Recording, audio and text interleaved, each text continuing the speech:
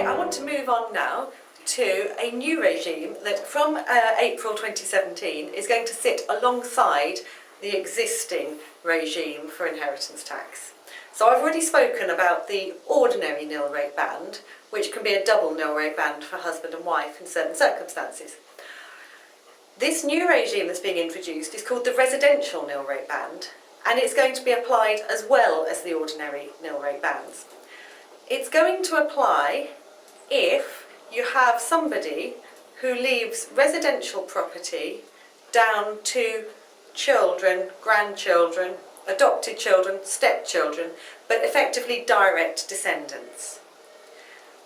If the estate qualifies for that, so there is property and there are direct descendants who are going to benefit from it, then there can be an additional nil rate band which will only be set against that property.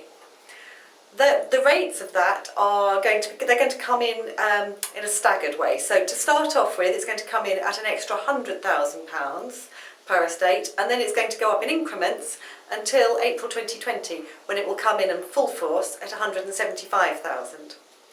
That, added to the ordinary nil rate band, means that a single person can have their £325,000 plus £175,000 after April 2020, and that can mean that they can pass up to £500,000 of assets down free of charge to inheritance tax.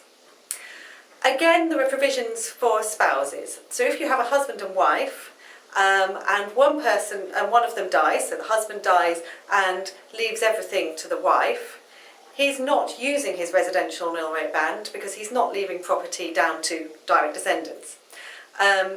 When the wife dies, her estate can claim the husband's residential nil rate band in a similar way to the way that they can claim the husband's ordinary nil rate band.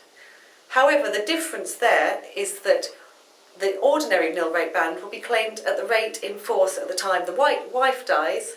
The residential nil rate band will be calculated based on the time that the husband died, because we have this staggered introduction.